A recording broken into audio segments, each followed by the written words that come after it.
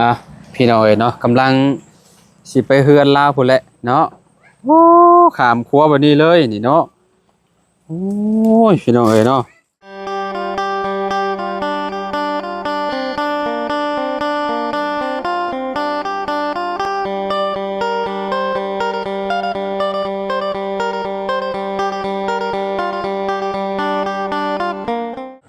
กราบสบายดีสวัสดี FC บัสสุขูสู่คนเนาะบ่ว่าสิอยู่ในและกระต่างประเทศเด้อพี่น้องก็มาพบมาพอกันกับเฮาคือเก่าพี่น้องเนาะบ่าวลาวสตูดิโอพี่น้องเนาะมื้อนี้พี่น้องเฮาก็แวะเวียนมาทางบ้านน้องฮังเนาะพี่น้องเนาะทางบ้านน้องอาเจืองนี่แหละพี่น้องเนาะก็สิมาถาม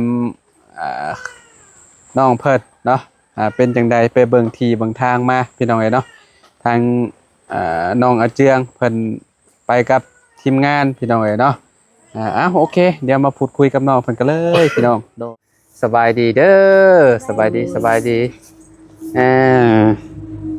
ขออนุญาตขึ้นเทือนเด้เนาะขนมเอาให้ผู้ใหญ่กินได้ขนมบ่แม่นให้เด็กน้อยเด้พี่น้องเนาะเนาะอันนี้คือกินน้ำจากไซนี่น้องจากน้ำห้วยไปเอาน้ำห้วยมากินโดยว้าวพี่น้องเนาะสีแบบจะคุ้นๆเนาะโดยคนน้อยนอนฮะก็ตื่นบ่หรืออะไรยังบ่ทันได้นอนสงสัยอยากนอนแล้วนี่อุ้มรถน้องอุ้มเอานมให้เพิ่นกินน้ำเนาะสงสัยเพิ่นอยากนอนแหละโดย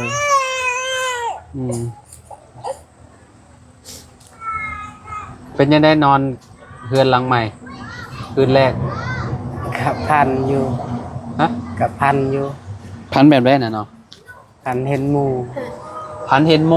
โดยโมอยู่ไสหมูแบบอยู่ป้ามันถึกแหวพันเห็นว่าพันเห็นว่าหมูถึกแหวโมเจ้าถึงแห้วบ่หมูนั่นแหละหมูป่าหมูเรียกว่าหมูป่าถึงแห้วโดยโยแล้วก็เบิ่งไปเบิ่งมาคือมาเบิ่งไปเบิ่งมาคือมาโดยพี่น้องเนาะทางน้องเนาะน้องอาเจืองบ่ฝันเห็นหมูว่าซั่นฝันไปพันมาเบิ่งดีๆแบบว่าเบิ่งไปเบิ่งมาว่าเป็นคล้ายๆคือมาว่าซั่นโดยคือว่าจังซั่นเนาะสุดท้ายมันจบแบบใดพันแล้วก็พันคือมาแล้วก็ตื่นนอนเลยหูเมื่อเลยโดยมีอยู่2อย่างเนาะมีหมูกับหมาพี่น้องเนาะแต่ใครอยากซื้อเลขเด้อเลขลาวเด้อจักมันถึกจักบ่เจ้าได้พันบ่เนาะบ่ฟันนอนรับสนิทเลย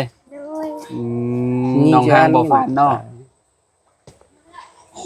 แต่ว่าอาเจืองนี่ฟันเนาะโดยจะเอโอ้ยิ้มได้พี่น้องเนาะจะยังให้ยอกได้นี่เนี่ยบ่โอ้ยังให้ยอกพี่น้องเนาะกูจักยอกแล้วคนน้อยน่ะเนาะเพิ่นกินข้าวเนาะเพิ่นกินข้าวชิลีแลกเนาะแม่นบ่พี่น้องเนาะป้อนเพิ่นจะคาบก็ชามบ่ชามคาบบ่ชาม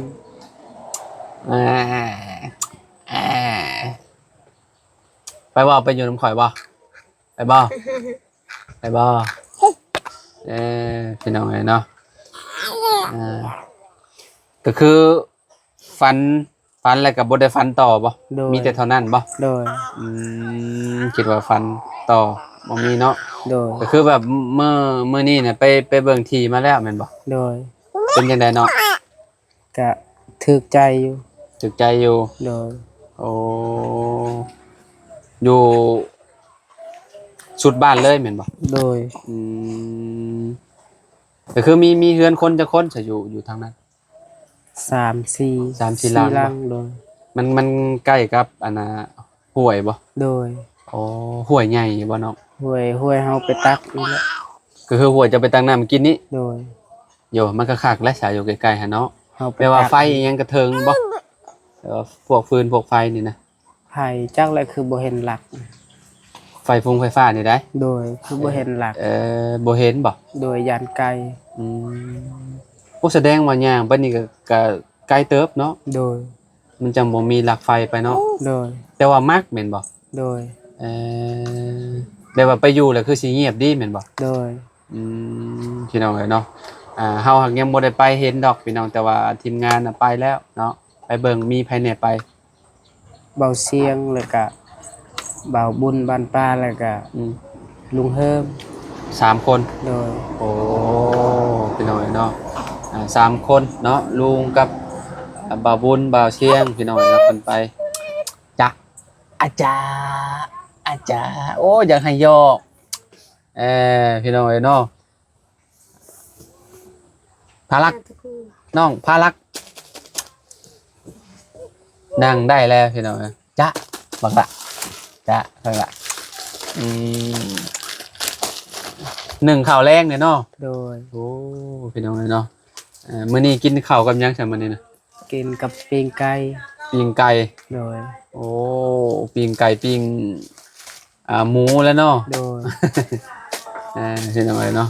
น้ำในก็หายไว้แบบนี้เลยเนาะ โดย มันคือมันคือแตกต่างกันแท้ฉันเนาะ ตัวนี้น้ำพ่นตัดมื้อเช้านี้ตั อั ด นนี้ มื้อเช้า อัน นี้ นี้น้ำพ้นอันนี้น้ำห้วย โดย 3 ตุกนี่น้ำห้วยเนาะ โดย โอ้กินแบบบ่ได้ต้มเลยบ่นี่ ก็บ่ได้ต้มกินเลย กินแบบสดๆเลย โดย เนาะอ๋อพี่น้องเอ้ยเนาะน้ำมันน้ำห้วยนี่ก็แตะกอนก็สิหลายอยู่ข้อยคิดว่าเนาะหายไว้หลายๆมื้อนี่มันก็สิเป็นก็เจ้าก็ฮู้แล้วแหละว่ามันสีมันสิเป็นจังใดเนาะมื้อได้จะนัดเบิ่งอีกเทื่อนึง ก็จักและเบาเสียงว่าให้หมดพ้นก่อน หมดผล โดย หมดผลแล้วไปเบิ่งอีกเนาะ โดย พี่น้องเอ้ยเนาะเพราะว่าฝนตกก็จะลำบากเวลาถ่ายคลิปเนาะพี่น้องเอ้ยเนาะ โดย มันเวลาเฮาเสียบมุงเสียบไม้ก็ย่านนี่แหละไม้นอกไม้ยางพี่น้องเอ้ยเนาะ โดย จ้าพี่น้องเอ้ยเนาะคนรออารมณ์ดีพี่น้องเอ้ยเนาะคือแม่เด้ โดย เนาะ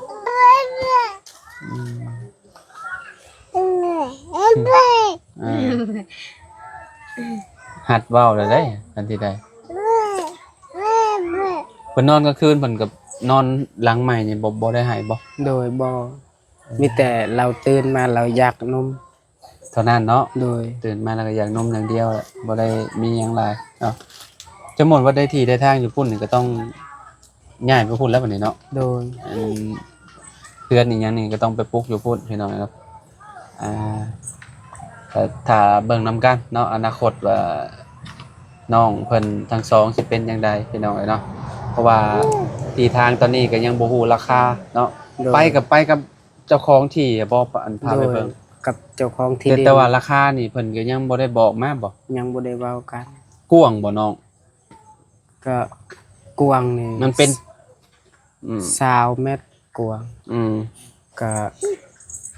มันยาวความยาวมันก็25 ยาว25โดย ก็คือกว้างนี่เท่าใดก็ กวาง20กว้าง20ยาว25โดย เอ่อดินแบบมันลุบมันโนนบ่เลยนั่นแหละ ดินมันเป็นลึกๆคันปรับมันก็ คันป้าบ่สิโอเค โดย คล้ายๆคือที่น้ำหม่องเฮือนน้องไม้บ่จังน้องพี่น้องมันสิแบบค่อยๆลงแบบนี้ค่อยๆลงแบบนี้แม่นบ่ แม่น ค่อยๆลงทางห้วยแม่นบ่ แม่น อืมเฮือนน้องไม้ก็แบบนั้นแหละก็สิปรับคือกันปรับพี่น้องปรับให้มันเพียงพอได้ปลูกเฮือนปลูกซานอยู่หั่นน่ะ โดย เนาะเจ้าว่าดินบ่อนหันมันก็โอเคเนาะ โดยโอเค มันบ่ได้เป็นดินของดินฮ้อนตี้ฮู้อยู่ตี้บ่ฮู้อยู่แล้ว ตะ ว่า กี้หันก็ฮู้ดินเนี่ย อืม มันบ่ได้เป็นหยัง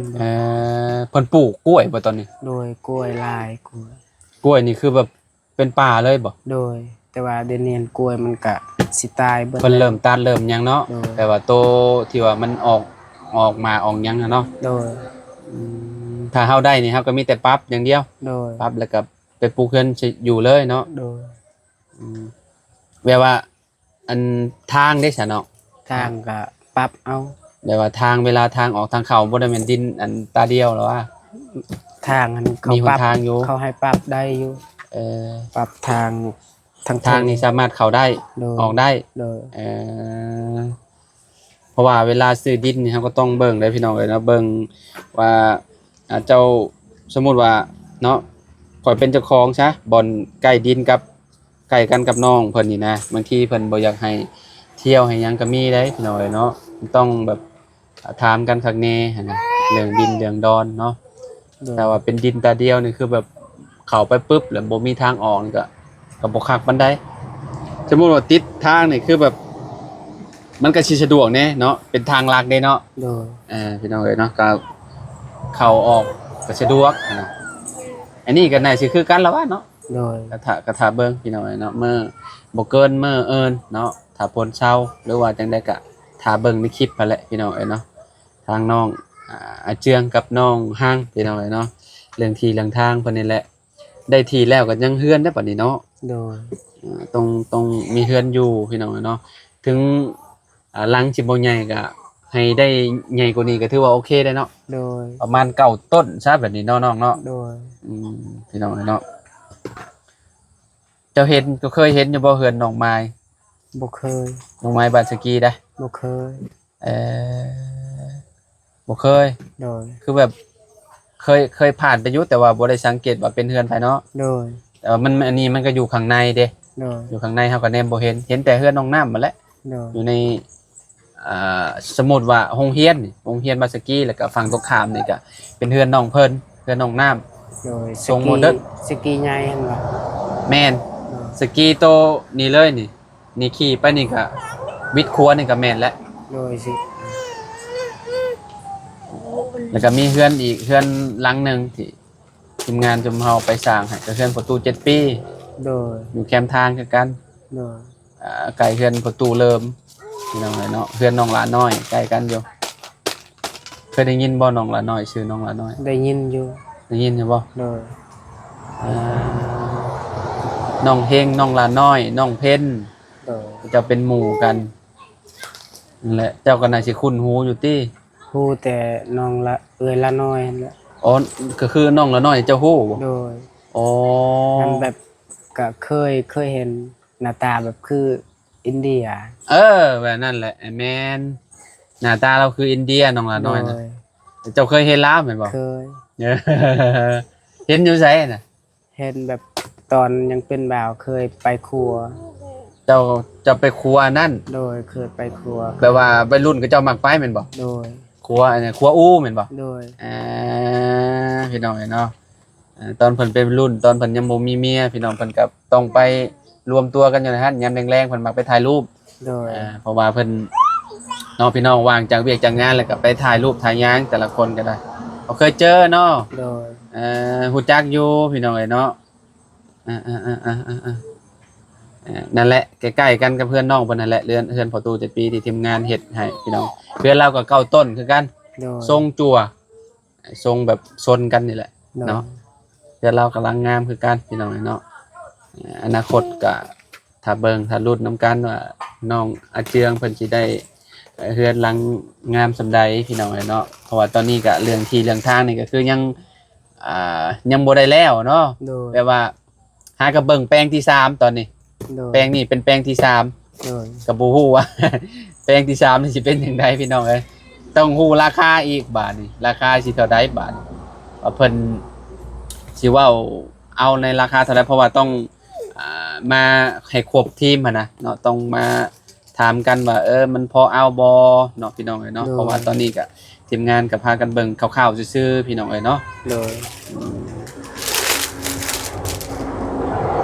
บ่นอนเนาะมื้อนี้เนาะคนน้อยเนาะ โดย จน4 โมงแหละแต่ละเทื่อนอนจักโมงนี่พวกกลางเว้นนี่แบบนี้นะ 11โมงแล้วนอนแล้ว 11 โมงนี่คือแบบเพิ่นนอน โดย แต่ว่ามื้อนี้บ่นอนบ่ ตุมื้อนี้บ่ได้นอนเลย โอ้บ่นอนเลยเนาะพารักเอ้ยน้องพารักเอ้ยพี่น้องเนาะคือ พี่น้องเนาะลูกชายเนาะสมหวังอยู่เนาะ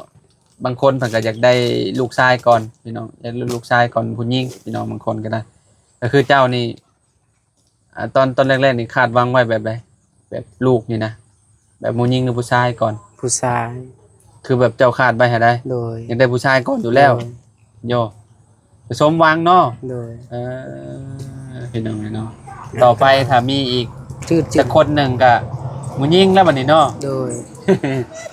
เออจะบักฮัมจะโอ้โบขี่คุยเด้อคนน้อยนี่เด้อเนาะพี่น้องกับประมาณนี้เนาะน้องดีใจบ่น้องฮังอนาคตนี่ก็มีที่มีทางเป็นของตัวเองเนาะพี่น้องเอ้ยเนาะแล้วก็อยู่กัน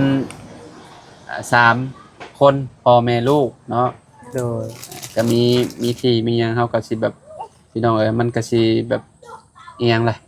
เฮาก็จะบ่กังวลอีหยังหลายหั้นนะเนาะเฮามีที่มีทางอยู่เนาะ โดย คันว่าเฮาอาศัยอยู่นำที่ทางคนอื่นก็แบบมันก็ยังบ่คักปานใดพี่น้องเอ้ยเนาะ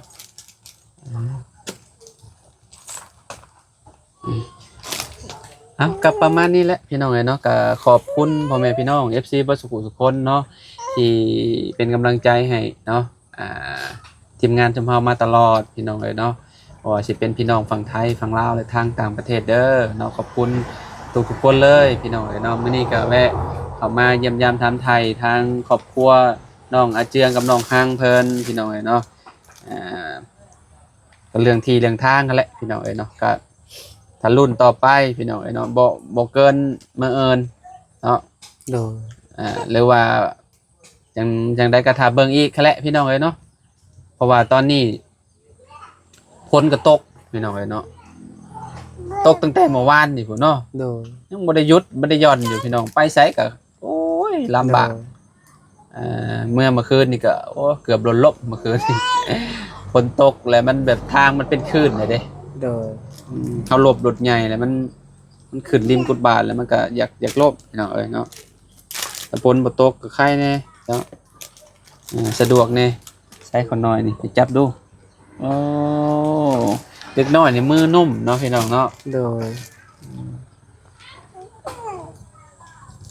เอาเข่าเพิ่นคือสิขึ้นอายขึ้นหยังไรแหละพี่น้องเดี๋ยวจะให้เพิ่นไปเฮ็ดเวียกเฮ็ดงานก่อนบัดนี้เนาะทางน้องอาเจืองเนาะ โดย นอนกลางคืนยุงยิงกับบ่กัดบ่ ยุ่งกันล่าอยู่แต่ว่าก ลางมุ้งเอา โดยบ่าวเพิ่งซื้อมงมาให้ ใครอยู่ดอกเนาะ โดย มีแต่ระวังคนน้อยหั่นแหละยามนี้ยันไข้เลือดออกเลย โดย ยุงกัดพี่น้องเอ้ยเนาะมิดหน้าพ้นไปนี่ก็ดีอยู่ดอกเนาะยุงก็สิบ่หลายปานใดเพราะว่ามันหน้าหนาวแล้วเนาะ โดย ก็มีแต่ดูแลสุขภาพเด็กน้อยพี่น้องไอ้น้องแปลว่าอยากเป็นหวัดยามหนาวนี่ โดย คือแบบถึงอากาศกับแบบอยากเป็นเอาได้คันว่ามันหนาวอะนะพี่น้องว่าง่ายๆซะเนาะดีแล้วบ่อันติดหัวนี่ฮะ ใครเนี่ยแล้วเนาะใครเนี่ยแล้วคนน้อยบ่ได้เป็นหยังหรอกว่าบ่ได้ติดแต่แม่หรอกว่า มันก็ไข่หมดแล้ว เอาอ้ายไปก่อนเด้อซะเด้ออยู่ดีไม่แห้งเด้อ โดย เนาะสบายดีเด้อโดย